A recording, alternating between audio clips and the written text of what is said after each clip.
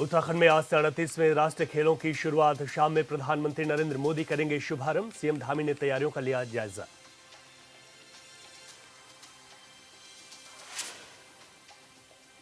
हल्द्वानी में national games के तहत आयोजित खो खो प्रतियोगिता के पुरुष वर्ग में महाराष्ट्र ने टीम ने पहले राउंड में उड़ीसा की टीम को हराया।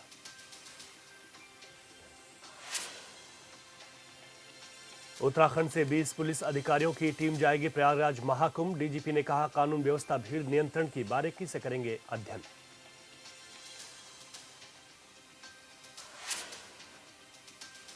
और ज्योतिर्मठ में नंदा देवी राष्ट्रीय पार्क के सामने चाई गांव की पहाड़ियों पर लगी आग पर पाया गया काबू। पार्क प्रशासन और ग्रामीणों ने ली राहत की सांस।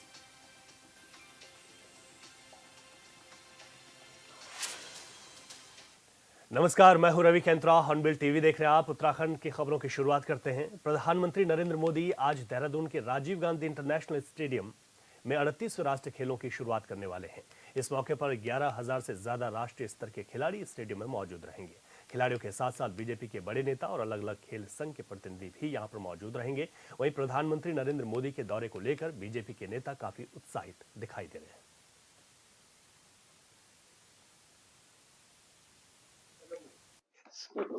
ये हम सभी का सौभाग्य है कि उत्तराखंड को राष्ट्रीय खेलों की मेज़बानी का सुअवसर प्राप्त हुआ है।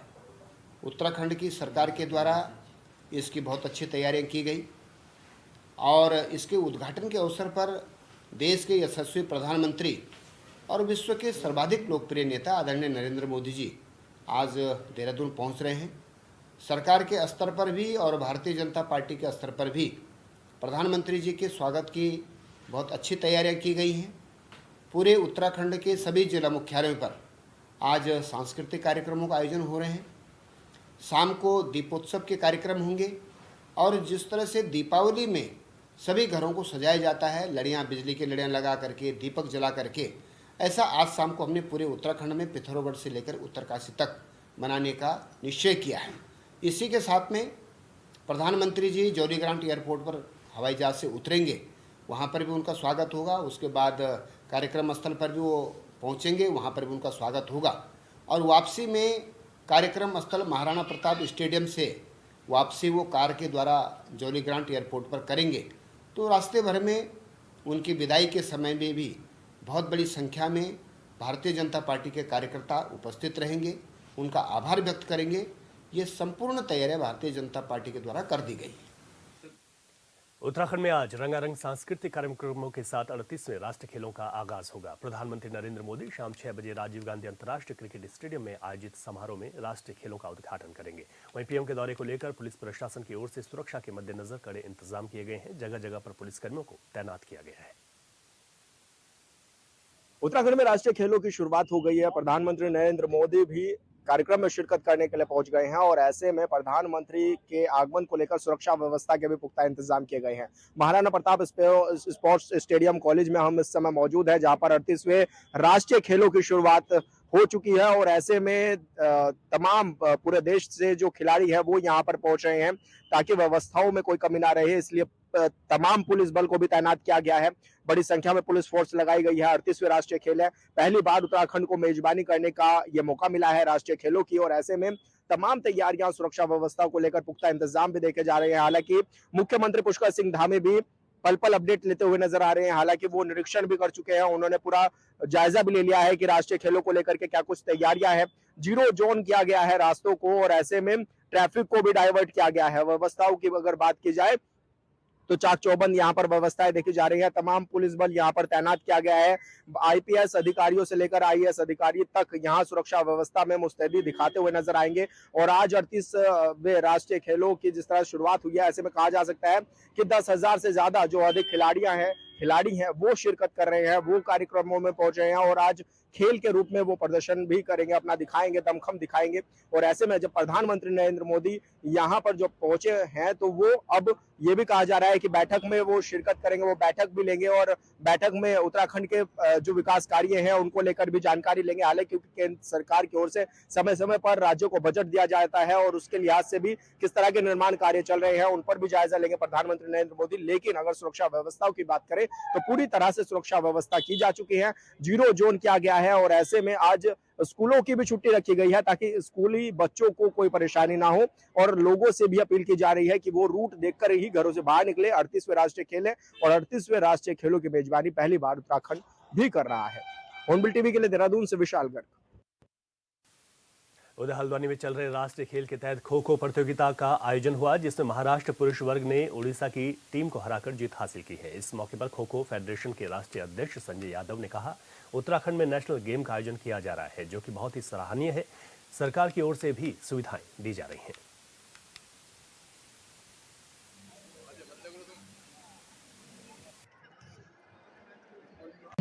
ये 38 जो नेशनल खो खो का यहाँ पर नेशनल गेम चल रहा है, ये बहुत ही अच्छे ढंग से जो है ऑर्गेनाइज किया जा रहा है उत्तराखंड में। और इसके अंदर 8 लड़कों की और 8 लड़कियों की टीम पार्टिसिपेट कर रही है। ये वो टीम्स होती है जो नेशनल्स के अंदर बेस्ट होती है और एक टीम होती है जो होस्ट टीम होती है। तो इस तरीके से 8 टीमें जो हैं लड़कियों में और 8 टीमें लड़कों के अंदर पार्टिसिपेट कर रही हैं।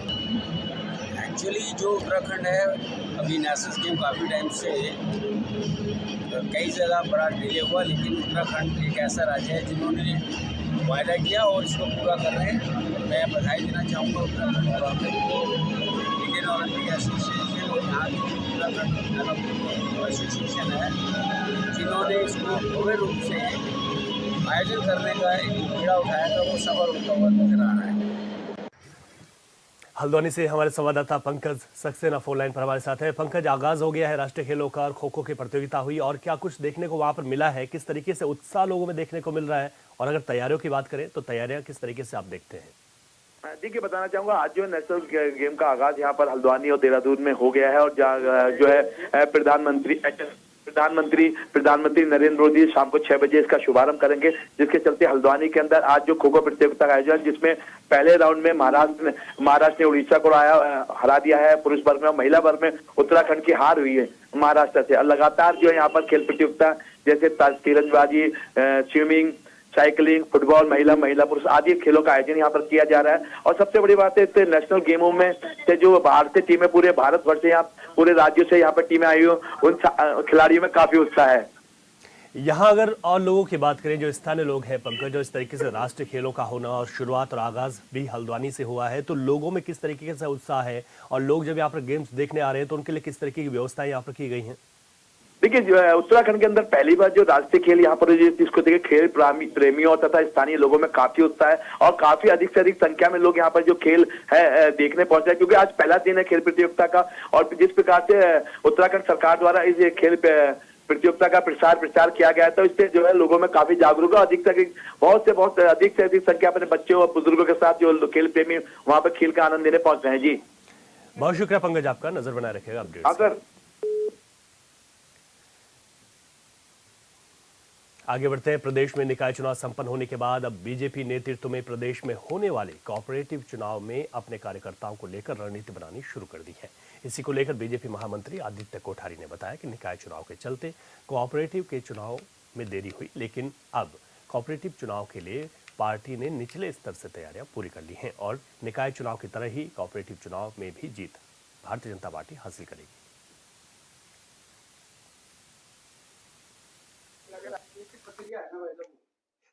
कोऑपरेटिव के चुनाव के लिए भारतीय जनता पार्टी ने पूर्व से भी तैयारियां की हैं और बीच में स्थानीय निकाय के चुनाव आने के कारण इनको कुछ समय के लिए स्थगित किया गया था।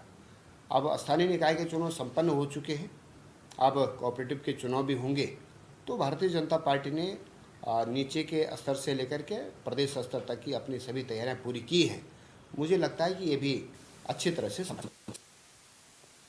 उत्तराखंड में यूसीसी लागू होने के बाद सियासत भी शुरू हो गई है। वहीं अब जमीयत उलमाए हिंद ने यह ऐलान कर दिया कि वो यूसीसी को लेकर अदालत का दरवाजा खटखटाएगी। जमीयत उलमाए हिंद के राष्ट्रीय अध्यक्ष अशरद मदनी ने कहा कि यूसीसी के नाम पर भेदभाव क्यों हो रहा है। उन्होंने कहा कि यूसीसी भारतीय संविधान के अनुच्छेद 25, 26, 29 के विपरीत है।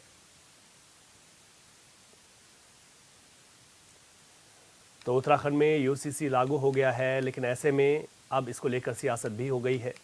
आपको बता दें कि जमीयत उलमाए हिंद अब कोर्ट जाएगी। जमीयत उलेमाए हिंद के राष्ट्रीय अध्यक्ष का बयान आया। उन्होंने कहा कि यूसीसी के नाम पर भेदभाव क्यों। अरशद मदनी ने ये बात कही है। अनुच्छेद 25, 26 और 29 का उन्होंने जिक्र किया, जिसमें उन्होंने कहा कि ये इस अनुच्छेद के विपरीत है। तो एक और उत्तराखंड में यूसीसी लागू हो गया, जिसे ऐतिहासिक माना जा रहा है और 27 तारीख का जो दिन है वो ऐतिहासिक भी हो गया है, लेकिन अब इसको लेकर सियासत भी तेज हो गई है।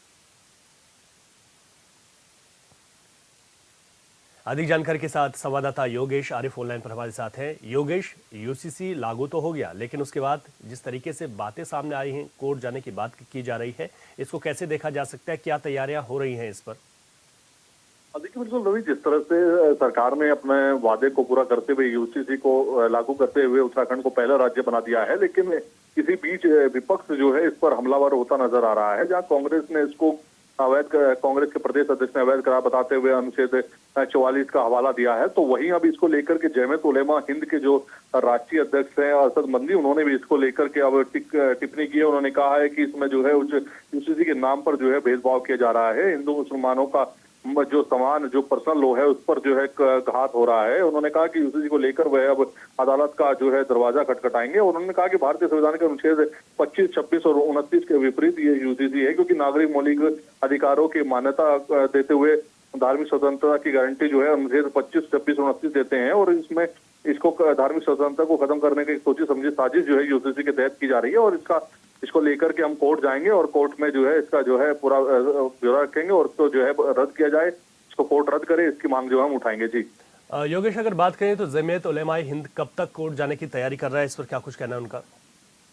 देखिए अरशद मदनी ने इसको लेकर एक जो है सोशल मीडिया पर जो है इस पोस्ट किया है, और उस पर उन्होंने कहा है कि हम इसको जल्द ही इसको लेकर के कोर्ट जाएंगे। तो लिहाजा जल्द ही जो है इसकी प्रक्रिया जो है अब जमीयत उलेमा हिंद की जो अपने वकील हैं वो तैयारी कर रहे होंगे, और जल्द ही वो उसमें कोर्ट में इसका अपनी ओर से एक पक्ष रखेंगे कि आखिरकार ये उनके लिए क्यों भेदभाव का वो है और क्यों आखिरकार उनके साथ भेदभाव हुआ है, और हुआ है तो क्या है मामला। उसके बाद सरकार अपना पक्ष रखेगी। तो निश्चित तौर पर जो है जिस तरह से वो कह रहे हैं कि हम कोर्ट जाएंगे, तो कोर्ट जाने के बाद क्या इसका रुख रहेगा वो देखने वाली बात है, क्योंकि कांग्रेस भी कहती हुई नजर आ रही थी कि अगर कोर्ट में जो है इसको जो है जाया जाएगा और वहां पर इसका ट्रायल होगा तो 100% इसको जो है कोर्ट रद्द कर देगी। तो इस तरह के दावे जो है वो किए जा रहे हैं, लेकिन अब देखने वाली बात है कि जब जमीयत उलेमा हिंद अपने पक्ष को रखती है और कोर्ट जाती है, कोर्ट का दरवाजा खटखटाती है, तो वहां से उनको किस तरह की जो है हाथ लगता है, क्या कोर्ट उनको प्रावधान करता है कि वहां से उनको निराशा हाथ लगती है या उनकी जो उसको स्वीकार किया जाता है। जी बिल्कुल, ये महत्वपूर्ण है। योगेश, बहुत शुक्रिया आपका जानकारी के लिए। उत्तर प्रदेश के प्रयागराज में चल रहे महाकुंभ को जानने के लिए उत्तराखंड से पुलिस अफसरों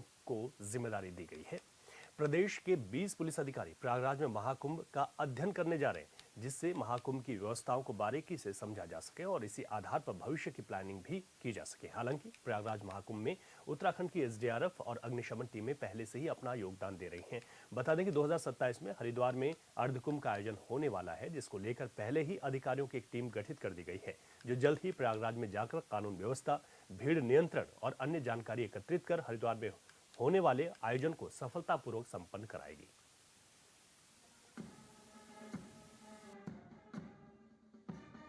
बहुत ही महत्वपूर्ण है कि जो प्रयागराज में महाकुंभ चल रहा है, उत्तर प्रदेश पुलिस के आमंत्रण पर हमारे अनेकों पुलिसकर्मी वहां ड्यूटीरत हैं, और क्योंकि 2027 में अर्धकुंभ हरिद्वार में आयोजित होगा, संपन्न होगा, उसकी तैयारी के लिए हमने एक विशेष टीम अधिकारियों की वो अलग से वहां पे एक स्टडी टूर पे जा रहे हैं, जो वहां की यातायात व्यवस्था, भीड़ प्रबंधन, कानून व्यवस्था की जो चुनौतियां हैं उसको वहां अध्ययन करके मौके पर वहां से अपने अनुभव लेकर आएंगे।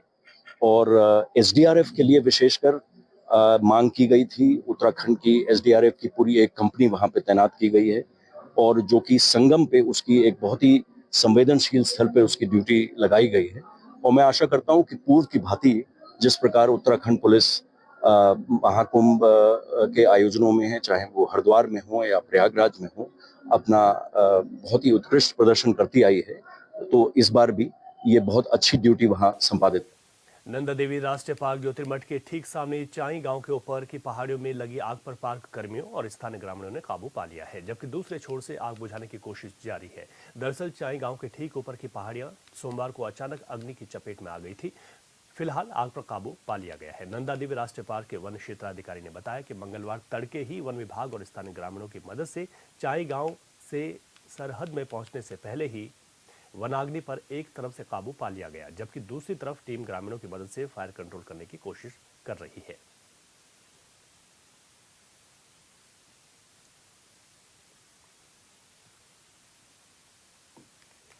अधिक जानकारी के साथ हमारे संवाददाता संजय कुंवर हमारे साथ फोन लाइन पर है। संजय, इस वक्त मौजूदा क्या स्थिति है? क्या पूरी तरीके से आग पर काबू पा लिया गया है और जो आग अभी तक लगी है उससे कितना नुकसान आप देखते हैं? रवि जी, देखिए, अभी मैं जहाँ ये चाय तोप के पीछे अभी आग जो है बढ़ रही है, मैं ठीक उसी के सामने खड़ा हूँ और यहाँ से पूरा नज़ारा देख रहा हूँ। हाँ। हालांकि जो चाय गांव के सरहद को छूने से पहले वन विभाग के कर्मी, जो फायर कर्मी होते हैं और साथ ही जो चाय गांव के ग्रामीण हैं, ईडीसी के लोग हैं, उनके द्वारा आज सुबह जो तड़के ही आग पे काबू पा लिया गया था। एक छोर पे आग जो है चाय गांव में आने से पहले ही बुझा दी गई थी, लेकिन जो एक बिहाड़ इलाका दूसरे क्षेत्र में थेंग एक दूरस्थ गांव है यहाँ का, तो उसके ठीक पीछे की पहाड़ियों में अभी भी धुएं का गुबार उड़ता दिखाई दे रहा है। लेकिन ये इस तरह की विषम परिस्थिति है और यहाँ पे क्लाइंबिंग के द्वारा भी जाना जो है अभी संभव नहीं है। तो जैसे ही आग दूसरे छोर की तरफ फैलती है तो वहाँ जो है एक लाइन खींच करके इस आग को काबू पाने की जो है एक रणनीति तैयारी की जा रही है, क्योंकि वहां जाने का न रास्ता है और न ही कोई संभावना अभी उस चोटी की तरफ पहुंच रही है। तो लिहाजा जो पार्क का प्रशासन है और जो वनकर्मी है वो एक प्लान तैयार कर रहे हैं कि जो दूसरे छोर की टॉप पॉइंट पे जो आग लगी हुई है तो उसको बुझाने के लिए एक और प्रयास किया जाए। अगर आग नीचे की तरफ आती तो तभी इस पे जो है कंट्रोल किया जाएगा, क्योंकि इस तरफ जो है कल से आग धधक रही है और बिल्कुल सूखी हुई घास है, क्योंकि देखिए बारिश और बर्फबारी का दौर काफी लंबे अंतराल के बाद जो है यहाँ पे अभी बारिश नहीं है, तो लिहाजा सूखी हुई घास है, पहाड़ियां सूखी हुई है, तो दोनों ओर से जो है खतरा बरकरार है। तो दोनों जो जान की इनकी परवाह को देखते हुए वनकर्मियों को एहतियात के तौर पे जो है एक तरफ ही अभी खड़ा किया गया है। जैसे ही नाले के पार जो है अगर आग पहुंचती है तो तभी एक कंट्रोल लाइन खींच करके जो है आग पर काबू पाया जाएगा। फिलहाल जो है दूसरे छोर के दूसरे हिस्से के टॉप में जो है अभी आग का गुबार जो है ठीक दिखाई दे रहा है। जी बिल्कुल संजय, आप आंखों देखी हाल बता रहे हैं क्योंकि आप इस वक्त मौके पर ही मौजूद हैं। आपने कहा कि अभी यहाँ पर किस तरीके की पूरी स्थिति बनी हुई है। आप कह रहे हैं कि फायर लाइन काटी जाए और आपने मौसम का भी जिक्र किया, एक बहुत महत्वपूर्ण है क्योंकि इस वक्त अगर मौसम में बर्फबारी होती, बारिश होती तो शायद इस तरीके की स्थितियां नहीं होती, अमूमन ऐसा देखने को नहीं भी मिलता था।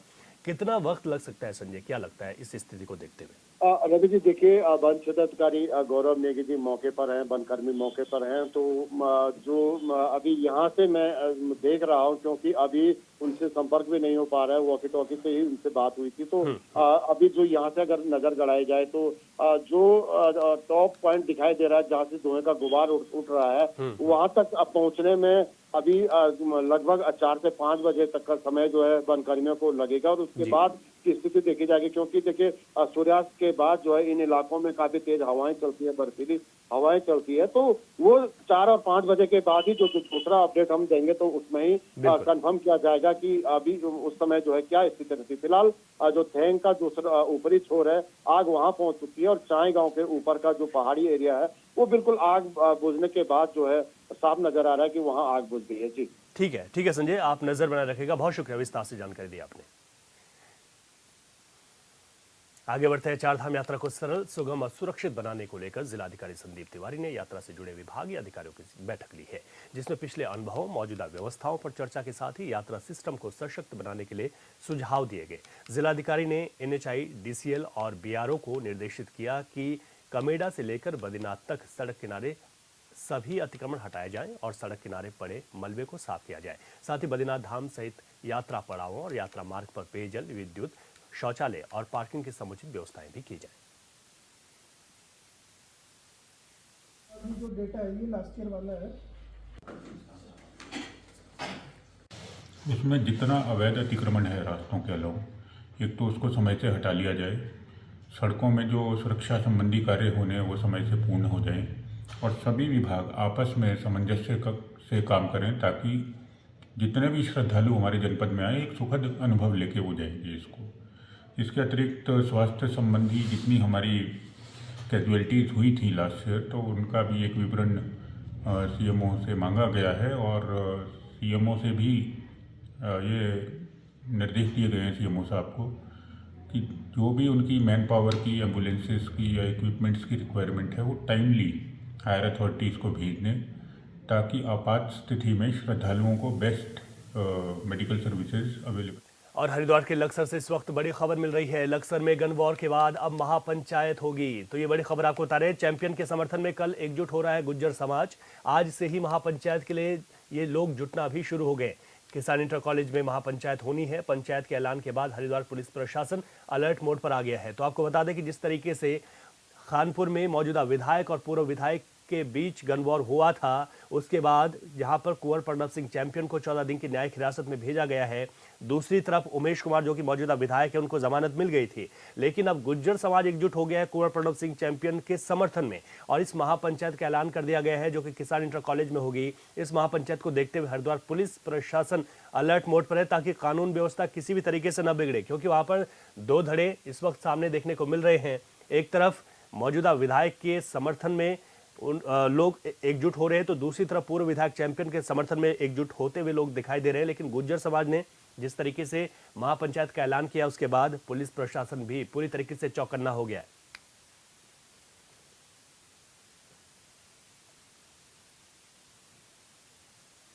अधिक जानकारी के साथ संवाददाता गोविंद चौधरी फोन लाइन पर है। गोविंद, मौजूदा वक्त में क्या स्थिति है और यहाँ पर जो महापंचायत का ऐलान कर दिया गया, क्या लोग जुटना शुरू हो गए हैं और किस तरीके से पुलिस प्रशासन ने यहाँ पर मोर्चा संभाला है? बिल्कुल, देखिए रवि, खानपुर में जिस तरह से पूर्व विधायक कुंवर प्रणव सिंह और वर्तमान विधायक जो है उनके बीच जुबानी जंग जो है सोशल मीडिया पर चल रही थी, अब जो गुज्जर समुदाय के लोगों ने 29 जनवरी यानी कि कल लक्सर के किसान इंटर कॉलेज में महापंचायत का ऐलान किया है। और इस महापंचायत में आज से ही जो गुज्जर समुदाय के लोग हैं वो दूर दराज से जुटना शुरू हो गए हैं। लक्सर के किसान इंटर कॉलेज में क्षेत्रीय गुज्जर नेताओं में जो महापंचायत का जो ऐलान किया है, महापंचायत में उत्तर प्रदेश, हरियाणा, नोएडा, दिल्ली, राजस्थान के गुज्जर बिरादरी के जो बड़े नेताओं के जुटने के यहाँ कयास यहाँ भी लगाए जा रहे हैं। हजारों की तादाद में यह पंचायत में अन्य प्रदेशों के भी जो गुज्जर समुदाय के लोग यहाँ पर पहुंच सकते हैं। और अभी से जो हालात है वो इस समय महापंचायत के होने यहाँ दिख रहे हैं, क्योंकि भारी संख्या में लोग जुटना शुरू हो गए हैं। और जिस तरह से महापंचायत का ऐलान हुआ है, कहीं ना कहीं शासन प्रशासन यानी कि पुलिस की चाक चौबंद व्यवस्था और निगाहें इस समय जुटी हुई है। खासकर अगर मैं बात करूं तो सोशल मीडिया पर हरिद्वार पुलिस की पैनी नजर है और लगातार जो जिस महापंचायत का ऐलान जिस तरह से हुआ है, तो कहीं ना कहीं पुलिस प्रशासन सतर्क है और इस महापंचायत में हजारों की तादाद में यहाँ लोग जुड़ सकते हैं। गोविंद, पुलिस की ओर से कोशिश की जा रही है, गोविंद क्या कोशिश की जा रही है कि महापंचायत को रोका जा सके ताकि कानून व्यवस्था न बिगड़े? पुलिस का क्या कुछ कहना है इस पर? बिल्कुल, देखिए मैं रवि बताना चाहूंगा, जिस तरह से महापंचायत का कल ऐलान हुआ तो इस संबंध में जो है एसएसपी और डीएम की अनुगाई में जो है एक 5 सदस्यीय लोगों की टीम को यहाँ पर बुलाया गया था। कुछ लोगों से बात की गई थी, हालांकि अभी नतीजा सामने नहीं आया। तो लेकिन जिस तरह से महापंचायत का ऐलान हुआ तो लोग जो अलग अलग राज्यों से यहाँ जुटना शुरू हो गए हैं और अभी तक भीड़ की अगर बात करें तो भीड़ जुटना अभी शुरू हो गई है। लेकिन यह महापंचायत होगी या नहीं होगी, अभी तक जो पुलिस प्रशासन और जो पुलिस प्रशासन के जो अधिकारी है उनकी जो है प्रतिक्रिया अभी सामने नहीं आई है। लेकिन अभी जिस तरह से लोग जुट रहे हैं तो उसके लिए कयास यही लगाए जा रहे हैं कि महापंचायत का ऐलान जिस तरह से किया गया था और महापंचायत में लोग जुटना शुरू हो गए। रवि, ठीक है गोविंद, आप नजर बनाए रखेगा, शुक्रिया आपका अपडेट्स के लिए।